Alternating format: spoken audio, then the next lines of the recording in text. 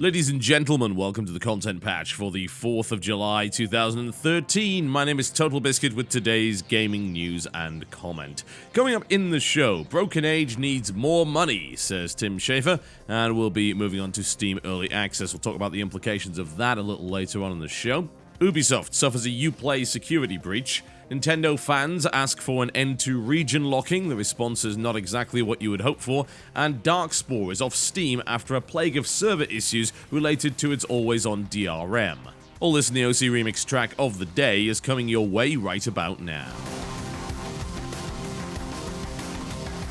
If you can believe it, the Double Fine adventure, also known as Broken Age, needs yet more cash. After a very successful Kickstarter that raised them no less than $3 million, as well as a humble bundle to raise further funds for the game, Tim Schafer has gone on record as saying that, well, they need a bunch more, and as a result, they are seriously considering releasing the game on the Steam Early Access program. Tim Schafer said that going back to Kickstarter for it seems wrong, and clearly any overages were going to have to be paid from our own money with the sales of our other games. Then we had a strange idea: what if we made some modest cuts in order to finish the first half of the game by January instead of July, and then released that finished, polished half for Steam Early Access? So the point would be that they'd release the first half of the game, they would charge money for it, and then release the rest as a free update. Which wouldn't really save you any money, I would imagine, unless they happen to decide that the actual early access price was significantly lower. Now, looking at the current early access games on Steam, that doesn't seem to be the case, so I would expect it to be priced at around the same. In an update on Kickstarter, Tim Schafer also said that even though we received much more money from our Kickstarter than we or anybody anticipated, that didn't stop me from getting excited and designing a game so big that it would need even more money than that. So basically what's happened is they raised a bunch of money on Kickstarter to the tune of $3.3 million. That wasn't enough with 87,000 backers. They did a humble bundle. That wasn't enough. They had a tip jar open, which a bunch of people threw money into. That wasn't enough. And now they want to release half the game as early access. Look to finish it by January 2014. Bearing in mind, of course, that the estimated delivery date for this game was... yes, that would be May 2013. Yeah. Oh dear. You know, we were looking to see when we would find the first high-profile Kickstarter success or failure. There have been some games that have come out on Kickstarter and done pretty well, either because they've been almost finished or because they're small in scope, like FTL for instance. Clear success from Kickstarter. But the fact is we have yet to see a large title come out that was Kickstarter funded. As to whether or not you're able to actually do that, well, we just don't know yet, do we? Stuff like Wasteland, stuff like Project Eternity, Shadowrun is coming out, but it seems like that was actually limited as well. It didn't have the second city that they promised. They've also limited the editor, which is certainly not a good thing at all. It may still very well be a good game. It's expected to come out very soon. We don't really know whether or not these Kickstarter games were actually realistic. They asked for $400,000, which clearly was not going to be enough by any stretch of the imagination. As we've seen through Kickstarter over the last couple of years, they have increased the amount that they've asked for significantly on projects like this because they know $400,000 doesn't buy a damn thing. Think about that for a second. That pays for, this is not including any of the stuff that the company has to deal with, like healthcare provisions and taxes and so on and so forth. That pays for 8 developers at $50,000 a year, which is very, very little, considering. And that is not including any of the other potential costs. They raised $3.3 million. It looks like, from what I can tell, they vastly underestimated how much a project of that scope would actually cost. Feature creep the hell out of the damn thing, and now are saying, oh yeah, we're probably gonna need yet more money. Now, I'm sorry, but as much as I like Tim Schafer's games, and I really like what Double Fine does, this appears to be gross project mismanagement. I will admit freely to anybody that I have no experience in developing video games, but I'm also not asking for lots and lots of money to do it. The fact that they've then gone and launched a second Kickstarter for Massive Chalice is quite frankly silly. I mean, you haven't even got the first game out yet, and Massive Chalice did not get anywhere near as much funding. They asked for $725,000 for that, they got $1.2 million. Pretty good, but you know what? I have to actually wonder whether or not that money's going to go to Massive Chalice, or whether it will be thrown at Double Fine Adventure and may eventually, hopefully, end up funding the game after Double Fine Adventure's actually sold, you know? It seems like a possibility. I know it's very, very cynical, but quite frankly, the fact that Double Fine are hurting for money right now and then trying to raise a second game, even though it is a different team technically, yeah, it's a little worrying, to say the least. It seems like they really went outside of their scope here. Apparently, they also spent a lot of time adapting an existing engine to do the 2D, and they really upped the ante for everything, which is fine if you think you can manage it. On the flip side, I do have to give them a little bit of sympathy because they were one of the first really big Kickstarter successes, and as a direct result, they may have allowed their success to run away with them and thought, oh, right, well, this is by far enough money. We can easily do all these other things that we wanted to do rather than limit our scope in the way that we promised in the first place. Whatever the case, this does concern me greatly. If this game ends up being a flop, then it will, without question, severely damage the Kickstarter culture going forward, which I think is, for the most part, a positive thing.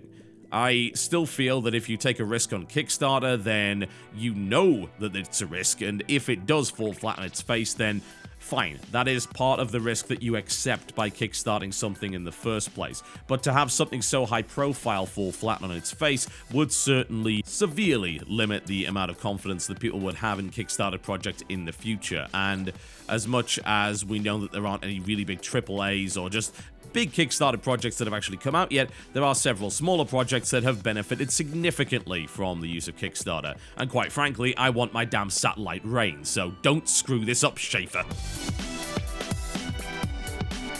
Ubisoft has suffered a security breach, which is going to involve changing your passwords, I'm afraid. In a statement from Ubisoft, they said that recently one of our websites was exploited to gain unauthorized access to some of our online systems. We instantly took steps to close off the access and began a thorough investigation.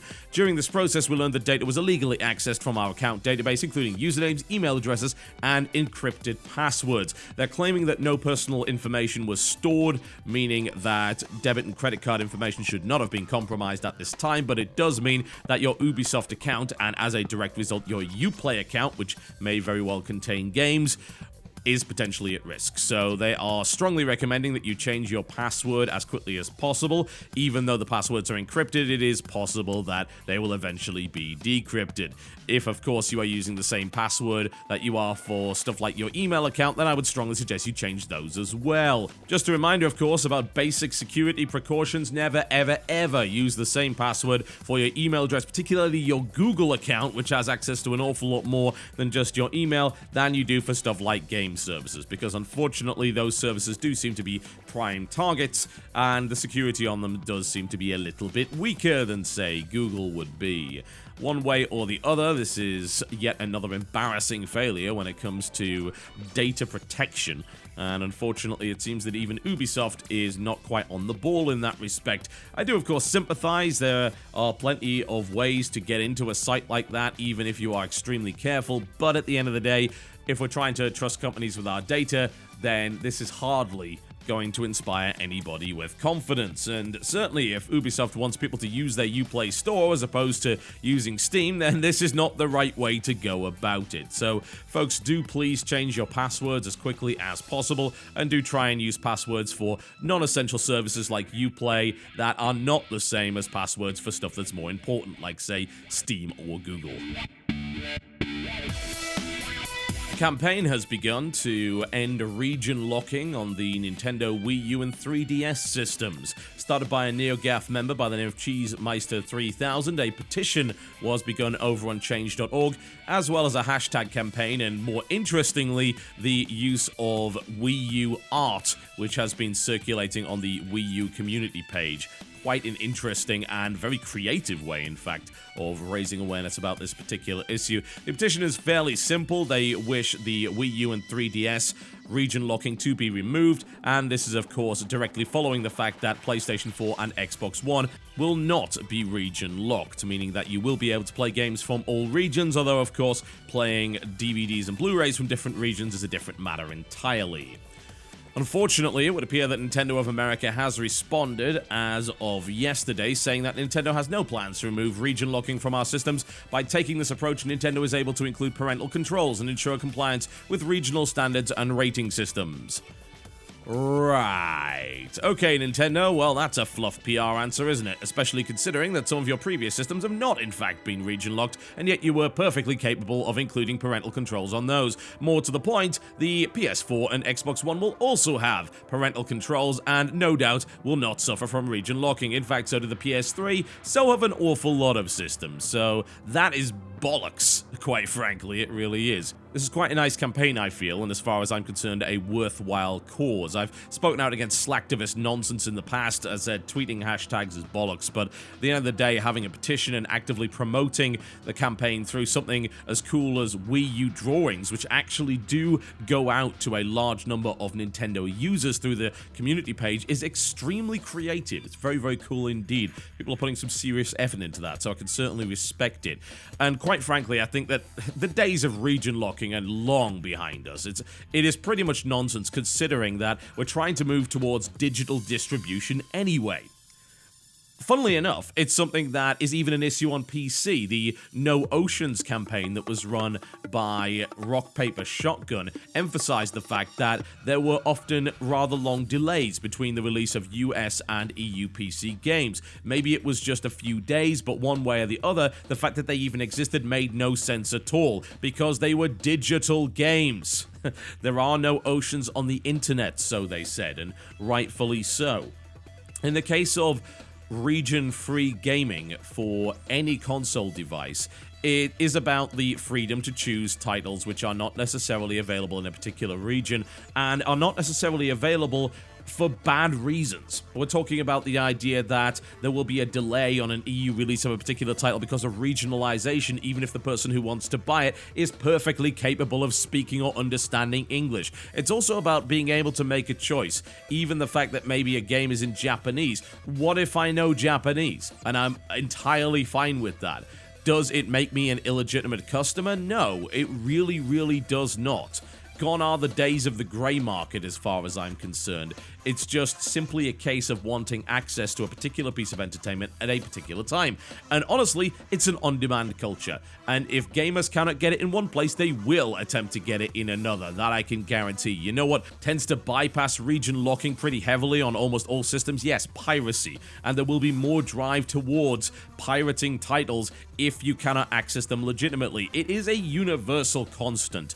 The less accessible a piece of media is in legitimate ways, the more piracy that piece of media will have, because the desire for that media doesn't simply disappear because you decided to release it in the wrong country. Nintendo is very much backwards in this policy as far as I'm concerned, and yes, there should most assuredly be a removal of region locking. As they say, a purchase is a purchase, regardless of who is doing it, and more often than not, these people are willing to pay more for a game that is coming out in a different region and not theirs. I mean, why would you possibly want to restrict that? It's very, very strange indeed, and Nintendo does need to get with the times. If you wish to sign the petition for this particular campaign, then the link is in the description below this video. And finally, the title Darkspore, which was released a couple of years ago by EA, has been removed from Steam due to DRM issues related to its required server connection. Now, there were claims that support for the title had been cut off completely. However, Maxis issued a statement that says, "We recently resolved an issue that was causing some players to not be able to connect to the game. If you encounter any other issues, then please contact help.ea.com for customer support, and we will continue to support Darkspore, so feel free to continue to discuss the game here." Now, unfortunately, most people are viewing this, it would appear, as damage control, considering that there's been very little, if anything, said on the subject of Darkspore in the last few months. This is a title that's only really been out for a couple of years, and is also a title where people have spent a great deal of time leveling up their characters. Certainly not a game that's all that popular anymore. It didn't sell particularly well, even though it was a game that I actually liked a huge amount. It did come out at a time when there weren't all that many Diablo-style hack-and-slash RPGs, and in my opinion, the game had a very, very interesting twist on it, and had some very enjoyable combat, as well as the introduction of a triple party system that allowed you to hot swap out different characters at will. Unfortunately, what it also had was some fairly crippling server-side based DRM, where you had to connect to a server in order to actively play the game. As it stands, the issues that prevented players from actually playing it were on the server themselves. Darkspore did not have the most perfect launch. It did have some errors here and there, and apparently these errors have been getting worse and worse lately simply because less and less support has been dedicated to it. As of today, Darkspore is back on sale, having been pulled off by Steam, but I have to ask, how long exactly will it take for these issues to pop up again? This really brings up the subject of always-on DRM and the fact that yes, games will stop working at some point if they are not properly supported, and more to the point, how long will these games be supported? We don't know. We have no idea. Darkspore's only been out for a couple of years now, and then you have game-crippling bugs that creep in server-side just because of the fact that they weren't properly maintaining their stuff. And it's not like these are the fault of gamers. These are not bugs within the game, they're bugs on the server. We can't do anything about those things. And without a proper offline mode, then you run into a situation where the game simply will not work. You want to know why I consistently complain about always-on DRM? This is why. It's not about my internet going down, it's about your server going down. And even if your server was reliable, which it hasn't been for Darkspore, which is a crying shame, again, because I liked that game, I really, really did. I thought it was great. It's about you not maintaining it properly. If I want to play a game in a couple of years that has always-on DRM and you didn't bother to update your server or whatever and it's broken, I can't do a damn thing about that. You know what that does? That reduces my willingness to pick your game up in the first place. Yeah, I do go back and revisit these games from time to time, but the more of this DRM you put into it, the more problems you're going to end up having.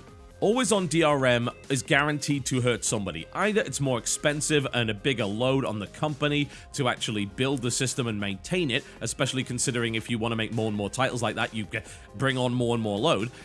Or, alternatively, it's the consumer that gets screwed over because they decide, you know what, it's not worth actually maintaining these servers anymore. We're just going to let it slide and, oh, that game you paid for, you can't play it anymore. It sucks.